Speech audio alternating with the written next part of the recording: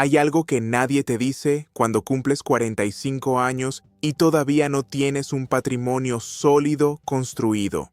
No es que llegaste tarde, no es que el sistema está en tu contra, no es que te faltó suerte o que naciste en la familia equivocada.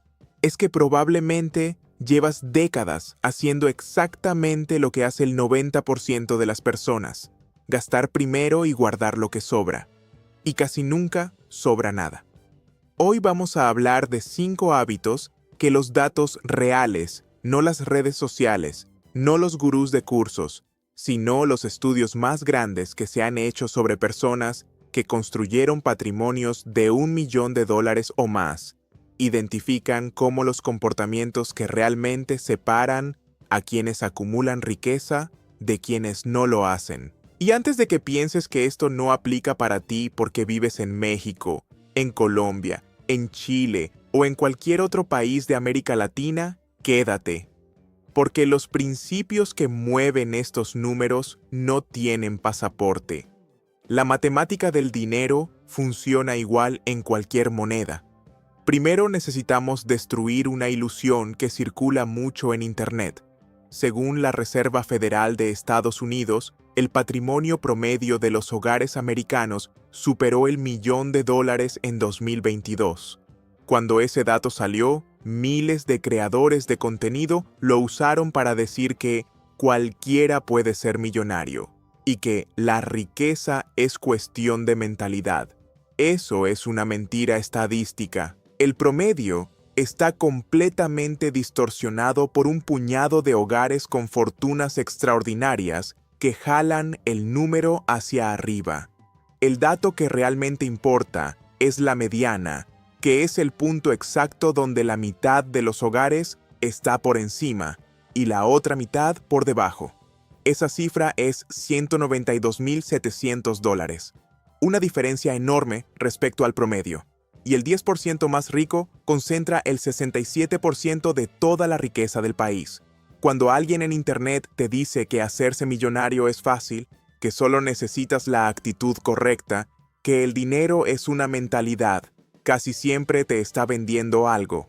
Lo que sí existe, y esto es lo que vale la pena analizar, son patrones de comportamiento concretos y repetibles que aparecen una y otra vez en las personas que sí construyeron patrimonio real. No herederos, no ganadores de lotería, no fundadores de startups que salieron a bolsa. Personas comunes que durante décadas tomaron decisiones específicas y diferentes a las del promedio. Eso es lo que vamos a ver hoy. Hábito 1. Ahorraron de forma consistente. No perfecta, consistente. La tasa de ahorro personal promedio en Estados Unidos ronda el 4.4% del ingreso disponible. Eso significa que de cada $100 que entra a un hogar típico, se guardan menos de 5. El resto se gasta. En América Latina, la situación es estructuralmente más difícil. Los sistemas de pensiones son insuficientes. El crédito es caro. La inflación erosiona el poder adquisitivo con más agresividad y los salarios reales han crecido poco en las últimas 2 décadas. El margen para ahorrar es más estrecho. Eso es real y no tiene sentido ignorarlo. Pero el estudio más grande que se ha realizado sobre millonarios en Estados Unidos, que encuestó a más de 10,000 personas con patrimonio neto superior al $1 millón, encontró algo que desafía la narrativa del ingreso extraordinario. 3 de cada 4 millonarios identificaron el ahorro regular y constante a lo largo del tiempo como el factor número 1 en la construcción de su patrimonio. No la selección de acciones ganadoras, no las criptomonedas, no haber tenido el timing perfecto en el mercado, la constancia. Y esto es lo que más sorprende. Solo el 31% de esos millonarios ganó más de $100,000 anuales en algún punto de su carrera. Un tercio nunca tuvo un salario de 6 cifras en ningún año de su vida laboral. Lo que los diferencia no es cuánto ganaban, es que nunca dejaron de ahorrar, incluso cuando llegaron los hijos, cuando cambiaron de trabajo, Cuando vino una crisis, los hogares con poco patrimonio ahorran lo que sobra después de gastar. Cuando la presión llega, el ahorro desaparece primero porque no hay margen. Los hogares que construyen riqueza estructuran el ahorro como algo que no es negociable. Sale primero, antes de que el estilo de vida tenga la oportunidad de consumirlo. En términos latinoamericanos, esto se traduce en algo muy concreto. Si tienes 45 años y todavía estás guardando lo que te queda a fin de mes, estás usando la fórmula equivocada. El orden importa más de lo que parece. Hábito 2. Realmente invirtieron. No hablaron de invertir. Invirtieron. Aquí los datos se vuelven incómodos. Según la Reserva Federal, en 2022, solo el 21% de los hogares americanos tenía acciones directamente. Eso significa que casi 8 de cada 10 hogares no tienen ninguna participación directa en los mercados de capital. Cuando se incluyen fondos de retiro y otros vehículos indirectos, la participación sube, pero casi la mitad de los hogares americanos no tiene ningún ahorro para el retiro. En América Latina, los números son más extremos. La mayoría de la población depende de sistemas de pensiones públicas que en muchos países están diseñados para entregar retiros que no alcanzan ni para cubrir necesidades básicas. Las Afore en México, los fondos de pensiones en Colombia, el APV en Chile, existen como herramientas, pero son subutilizadas de forma masiva. Los millonarios del estudio se comportaron diferente. El 80% contribuyó activamente a su fondo de retiro durante toda su carrera laboral. El 75% también invirtió fuera de esos fondos, en cuentas de inversión independientes o en otros vehículos. Y cuando se les preguntó qué fue lo más importante en su éxito, la selección de acciones individuales no apareció entre los 3 primeros factores. Ninguna estrategia exótica tampoco. Lo que señalaron fue la participación, estar invertidos, mantenerse invertidos a través de los ciclos del mercado en lugar de intentar adivinar cuándo entrar y cuándo salir. Hay una matemática brutal detrás de esto que vale la pena entender de forma simple. $100 guardados en una cuenta corriente en el año 2000 necesitaban convertirse en $195 para el año 2025 solo para mantener el mismo poder de compra. El efectivo guardado sin invertir no es ahorro neutral. Es una pérdida lenta y silenciosa. Mientras tanto, el índice S&P 500 de las principales empresas americanas entregó un rendimiento promedio anual de alrededor del 10% durante los últimos 30 años. No todos los años.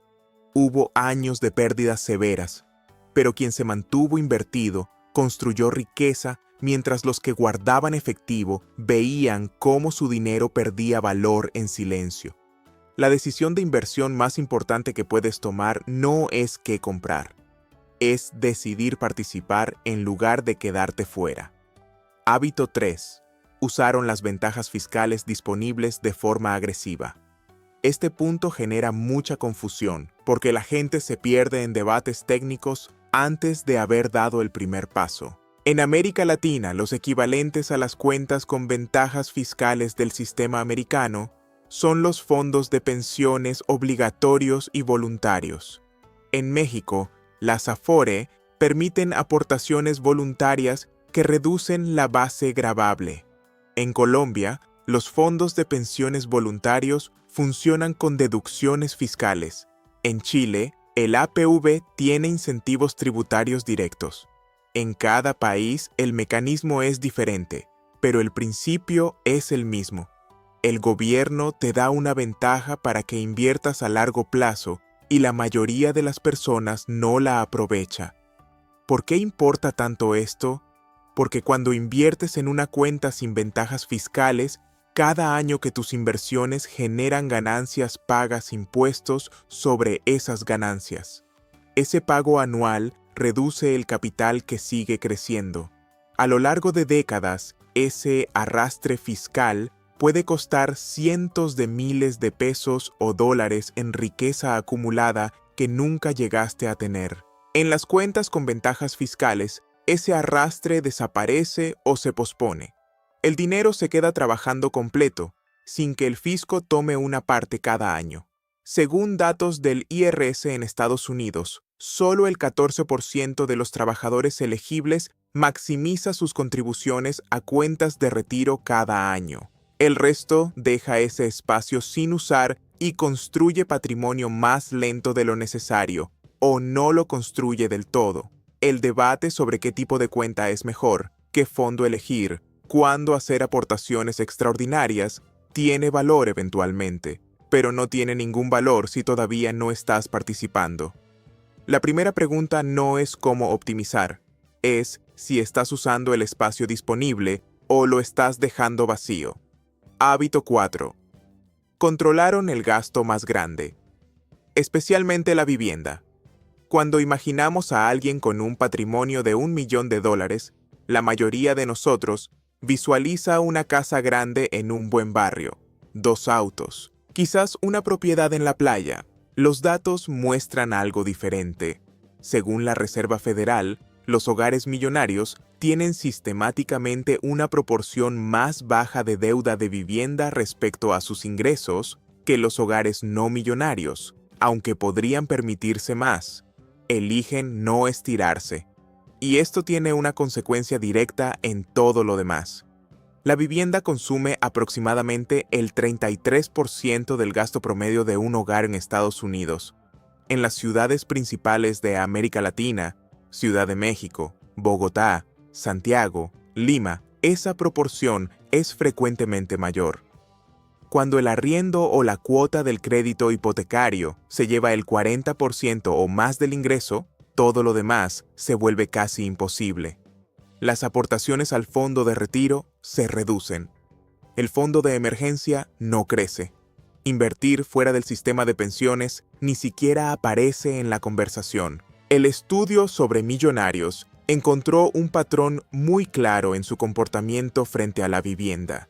Compraron una sola vez y se quedaron en esa propiedad en lugar de ir cambiando a casas más grandes cada pocos años.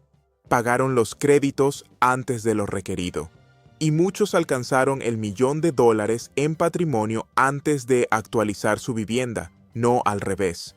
No construyeron patrimonio comprando casas más grandes. Construyeron patrimonio manteniendo el gasto en vivienda bajo control y redirigiendo ese margen hacia activos que generan retorno. La vivienda es un activo que en general no produce flujo de caja mientras vives en ella. El patrimonio real, el que trabaja para ti, está en las inversiones, no en los metros cuadrados de tu casa. Cuando la vivienda consume demasiado, no queda margen para nada más. Y sin margen, no hay construcción de patrimonio posible. Hábito 5. Se mantuvieron invertidos durante mucho tiempo. Mucho más de lo que la mayoría espera. Este es probablemente el dato más importante de todo el análisis, y también el que más contradice lo que las redes sociales intentan vender. Según la Reserva Federal, la edad promedio del jefe de hogar millonario en Estados Unidos es 61 años, no 35, no 45, 61. 2/3 de los millonarios americanos tienen entre 60 y 79 años.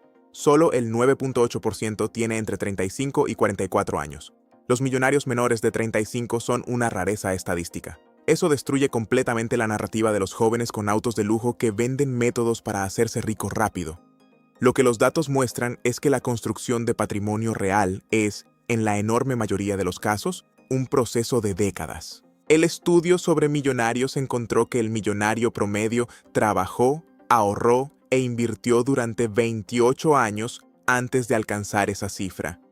Muchos cruzaron ese umbral alrededor de los 49 años. 28 años de comportamiento consistente a través de recesiones, caídas del mercado, cambios de empleo y todos los imprevistos que trae la vida. ¿Por qué tarda tanto? Por la forma en que funciona el crecimiento compuesto. El interés compuesto no crece de forma lineal, crece de forma exponencial. lo que significa que la mayor parte del crecimiento ocurre al final, cuando la base acumulada es grande. Alguien con 10 millones de pesos invertidos que gana un 10% suma 1 millón. Alguien con 100 millones que gana el mismo 10% suma 10 millones. El porcentaje es idéntico. El resultado en dinero es radicalmente diferente. Eso crea una realidad frustrante en los primeros años. Haces todo bien, ahorras, inviertes, eres disciplinado y el patrimonio crece tan lento que parece que no pasa nada. Los millonarios del estudio atravesaron ese periodo sin abandonar la estrategia. Entendieron que la construcción de patrimonio es un proyecto de 30 o 40 años, no un sprint de 3 o 4. Y hay algo más que vale la pena mencionar directamente porque en América Latina esta idea circula mucho. El 79% de los millonarios del estudio no recibió ninguna herencia. Cero. No una herencia pequeña de arranque. Nada. Solo el 3% recibió más de $1 millón de su familia. El 80% viene de familias de ingresos medios o bajos. El camino existe sin dinero familiar. Los datos lo demuestran repetidamente. Si tienes 45 años hoy y empiezas ahora, la matemática te pone en una posición muy diferente a los 65 o 70. No es demasiado tarde, pero cada año que pasas sin comenzar es un año de compuesto que no recuperas. El tiempo es el único recurso en esta ecuación que no puedes comprar ni recuperar. Lo que los datos muestran con claridad, cuando los miras sin la distorsión de las redes sociales y sin los incentivos de alguien que quiere venderte algo, es esto. Los millonarios no son genios financieros. No tuvieron timing perfecto. No usaron estrategias exóticas. La mayoría usó fondos indexados de bajo costo, fondos de retiro estándar y diversificación básica. No ganaron ingresos extraordinarios. Los 5 trabajos más comunes entre millonarios en el estudio fueron ingenieros, contadores, gerentes, abogados y maestros. Solo el 15% tuvo cargos de alta dirección. No empezaron con dinero familiar. Ya lo vimos. 8 de cada 10 construyeron desde cero. Lo que los separa es el comportamiento sostenido en el tiempo. Ahorraron antes de gastar, no después. Invirtieron en lugar de dejar el dinero parado en cuentas corrientes. Usaron las ventajas fiscales disponibles en lugar de ignorarlas. Mantuvieron el gasto en vivienda bajo control en lugar de estirarse al máximo. Y se mantuvieron invertidos durante décadas en lugar de salir del mercado cuando el miedo llegó. Ninguno de esos comportamientos requiere acceso especial. Ninguno requiere ingresos altos. Ninguno requiere haber nacido en la familia correcta. Requieren paciencia, disciplina y entender que la construcción de patrimonio es un proceso largo que premia a quien no se detiene, no a quien busca el atajo. La mediana de edad de los millonarios es 61 años. Eso no es una mala noticia, es una hoja de ruta. Las personas que empezaron a los 25 llegaron a los 55. Las que empezaron a los 35 llegaron a los 65. La curva del crecimiento compuesto es la misma para todos. Solo cambia el punto de partida. La pregunta no es si el camino existe. Los datos prueban que existe y que está al alcance de personas comunes con ingresos normales. La pregunta es si estás dispuesto a recorrerlo con la consistencia que requiere, durante el tiempo que requiere, sin abandonarlo cuando el progreso parezca invisible. Porque en la construcción de patrimonio, la paciencia no es una virtud secundaria, es la ventaja competitiva más poderosa que existe. Gracias por acompañarnos en este análisis. Si este contenido te dio claridad sobre algo que venías pensando, compártelo con alguien que lo necesite escuchar. Nos vemos en el próximo episodio de La Curva del Profit.